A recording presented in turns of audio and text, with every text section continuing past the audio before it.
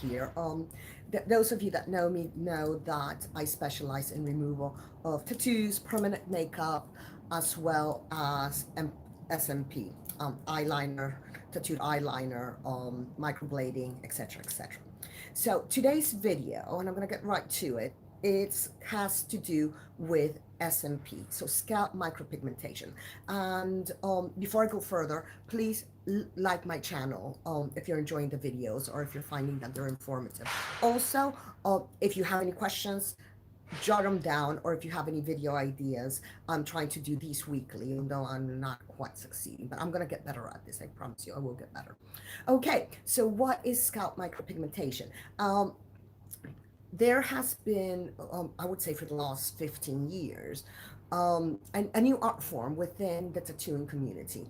And it has to do with placing very realistic looking dots on a shaved head. And this seems to be the go-to method now, instead of transplants, to have a to because it gives you a look of the head being shaved as opposed to not there being hair there. And it looks really good when it's done properly. It looks really, really good. um, I'm just going to put something else I thought about now. When it's that's the key word, when it's done properly. Sadly, it is not always done properly, and this is when the problems happen. So SMP, and again, if you want pictures on this, go to my Instagram, which is at Lorena Oberg Skincare, and there's lots of pictures of it, of removals. There's some on my website, www.lorenaoberg.co.uk. As you all, well, I am in the UK, but I do know people all over the world that does what I'm going to be talking about. So you can always leave a comment and I can put you in touch with another professional if I'm not in your area.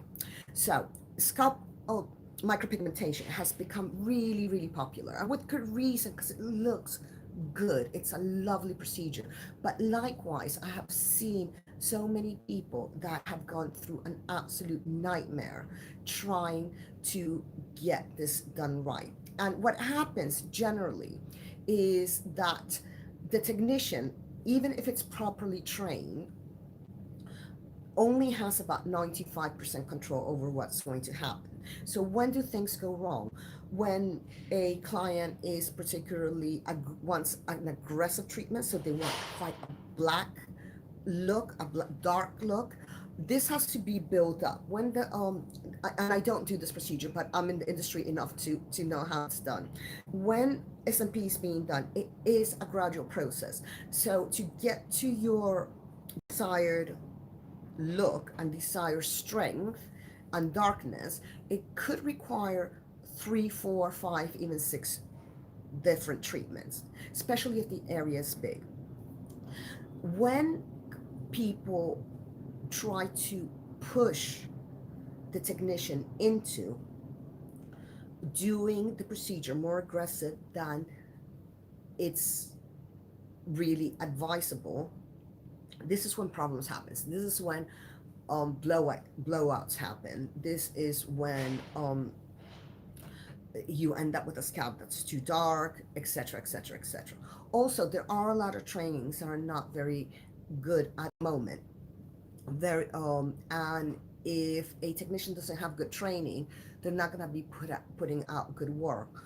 And then there's the other that everyone goes to. Your first one, two, three, four, five jobs, excuse me, at anything, whether scalp micropigmentation, facials, building a wall, decorating a room, it's never going to be the best, because everybody learns with experience.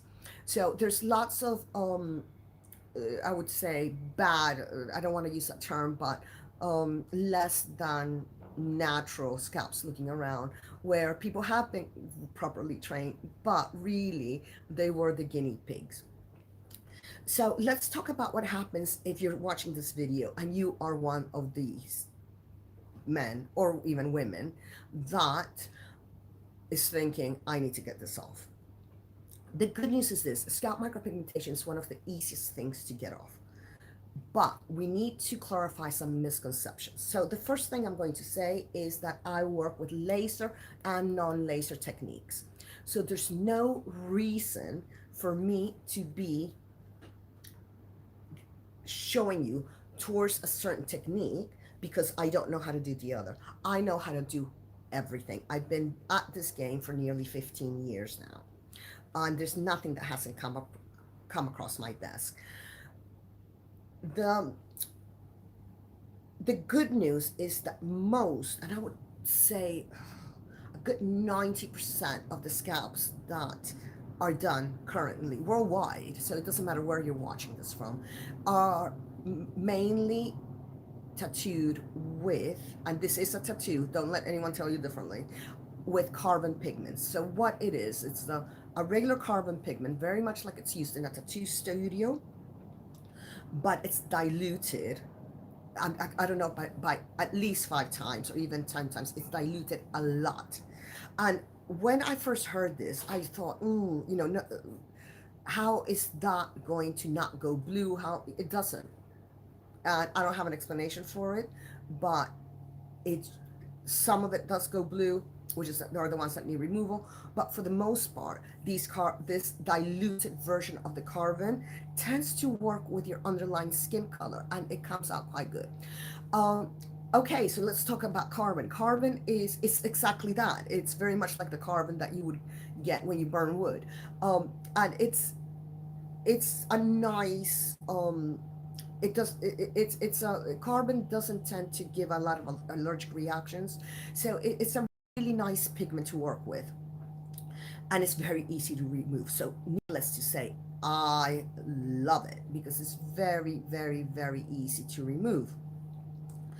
And this, when you need removal, so if you're watching this video and you need removal, these are the things that you need to kind of be looking at. The there's 3 ways to remove pigment. The first is if you've gone in and you thought, oh my God, my scalp is an absolute disaster, what do I do now? The first thing I want you to do is to take very fine sea salt that you can get from any supermarket, and in the palm of your hand you make a little paste and you exfoliate with that. Even if it's still fresh, even if it's not healed, obviously do it gently because we don't want to cause any further damage. And if you do that until this heals over, you will manage to get a good deal of that ink off. Because once you know it's a disaster, there's no point in you waiting to start taking action. So that's the first protocol. If you're watching this and this has already healed over, you had this done, say, 4 weeks ago, you can still do this. You can still do the magic salt trick, which is cheap. You do it in the shower when you shower every morning. It's easy. Just don't get it into your eyes, obviously, because that's not gonna be good. And it does work. It does get a lot of the ink out. So this is a bit of a prep. If you've had this scalp micropigmentation for 5-6 years, and I get a lot of blokes that have spent 5 years wearing a hat before coming into me. Don't do that. Get the professional help. It's so easy to remove that it's really not worth you doing this. So the first way to remove is salt. The second way is what I call non-laser methods. So non-laser methods are they go in exactly like the way it was tattooed. It's used either with a micropigmentation gun or a tattoo gun. And there's, my goodness, there must be, off the top of my head, 50 different types of this. Essentially, they all do the same. They reach the ink in the same way that it was tattooed. So the scalp or the tattoo is the skin's open, just like if you were tattooing. The solution is put in. You can't get it wet for 10 days, and then as it flakes off, the ink goes with it. What I want to make really clear is that all of these methods, and I don't care who they're by, who they're with, how wonderful the advertising is, all of these methods are lightening methods. So if you have a small part of your scalp where there's been a blowout and your technician is suggesting that they do this, it could possibly work. What I will say is that if you are of a dark skin tone, and by dark I mean anything darker than me, then we don't do it. The reason is that our skin color, our skin types are susceptible to hypopigmentation, to hyperpigmentation. So too dark or too light once they heal. Um, and we scar. It's just the way we are. Swings and roundabouts. We don't get wrinkles, but we will scar from just having you touching us. So I am extremely reluctant to use a non-laser tattoo method on anyone with a Fitzpatrick darker than mine. So bear that in mind when you're choosing what to do. My go-to method, and I'm sure you would have already guessed by now, is laser on this. Why? A good nano laser likes big molecules. Carbon molecules are relatively big. Nano lasers are not expensive. You can, most doctors will have them.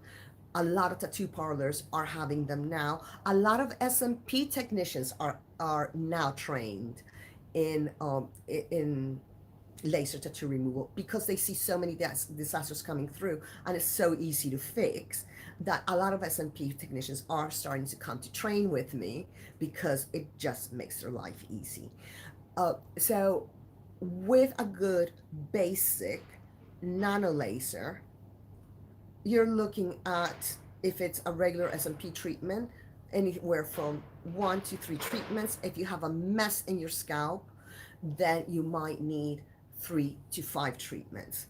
But generally, this is the holy grail. It hurts me when people spend an awful lot of money trying to find a non-laser solution, and then they're incredibly upset when I send them out of the clinic with 50 to 70% less than they came in 20 minutes before. And what I always get is, why didn't I just do this before? Uh, it's laser makes it easy. It's not, contrary to popular belief, contrary to what you might be hearing here on YouTube or on the internet, and certainly by people that don't do laser, is that it's aggressive. A good nano laser can be used at a very low power to remove SMP with fantastic results. It's like anything else. Laser's a tool. Make sure the person that's lasering you knows what they're doing. Anybody that's trained with me has access to me. So anywhere in the world, if you see on their websites that they're trained with me, trust them, because if they come up with something that is a little bit iffy, they're always on the phone to me immediately. Uh, Now, let's talk about things that I really don't want you to do. There is I've seen a solution, which is not a solution at all, where SMP artists are tattooing skin color pigment into the scalp in order to hide the blowouts, in order to hide the problems. And that's all it's doing. It's hiding it. It's not actually fixing the problem. And every time we are putting more ink where the problem is, we're putting more ink where there should be no ink, we are aggravating the problem. Because let's think about this logically. When you look at a tattoo that's been on someone's body for 10 years, it's never as crisp, it's never as, the color has changed. And this is what happens with tattoos in general. So by hiding the problem with a skin color pigment, which is laden with titanium, and titanium is a metal, so it's the dioxide of titanium, which is a metal that's pretty much mined, and it's very stable in the skin. When you finally do come to me, it's going to make my life 10 times more difficult. In fact, if you allow anyone to put skin color pigment or white, whether it's your scalp, your brows, anywhere, be aware that I might not be able to help you. And if I can't help you, chances are there's just not a lot of people out there that can. So that is the one thing that I want you to take away with you, because that is the no go. That's where I absolutely cannot help you in any way. So by all means, do take the do take this with you. If they offer to put you white, or if they offer to put skin color pigment, say no. Which brings me to the next thing. When you go to a technician and they say, oh yes, I can fix this, the next question I want you to ask is how? How are you going to fix this? Because that's when the problems happen. Anything that is going to be getting the pigment out, so whether it's laser, non-laser, it's a yes. Anything that's going to be, oh, let's just hide this bad pigment on top of what's going to become more bad pigment in a few years, it's an absolute no. So as soon as you hear the words, oh yes, I can fix, how are you going to fix it? Are you going to get the ink out? Is it going to be a permanent fix? You want to know what they're going to do to your skin. And let's talk about aging, because we talked about the fact that most of these pigments are carbon pigments. Now, SMP is a sort of thing that has to be topped up. So every few years, every 2, 3 years, you're going to need another little go to make those dots look fresh. I have seen it where a few years later, this carbon pigment does turn blue. If that happens, before you go and have your refresh and have the work done again, come in for a laser session. Let's clear this canvas for the artist. Remember that SMP technicians are, in essence, artists. So let's just clear that canvas and give them something that is good for them to work on.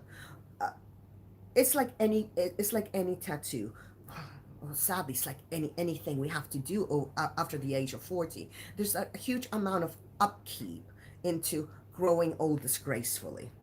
And my personal view, and the board, the technicians in the conferences that I've spoken of have kind of told me off for this, but my personal view is that every few years you are going to need a laser treatment just to clear the canvas, make it look nice, and then start the process over again. So don't be afraid of the laser. It doesn't hurt as much as all the YouTube videos say it does.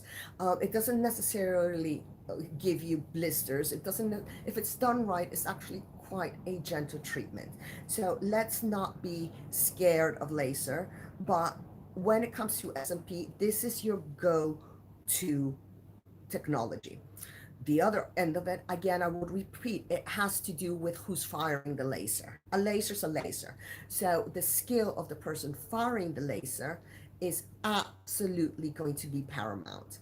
Um, because it's, one is a tool, the other one is years and years of experience and how to use that tool. So that should be quite obvious. Okay, I think that this is all I have for today. If you have any ideas of videos you want me to do, then by all means put them in the comments, and I'm gonna try to go live. I'm hoping every couple of days, but don't quote me on that, because unless my makeup's done properly, my double chin's not showing, and all of this, then I won't go on camera. So I leave you with all my love, and thank you for subscribing, and I'll see you soon. Bye.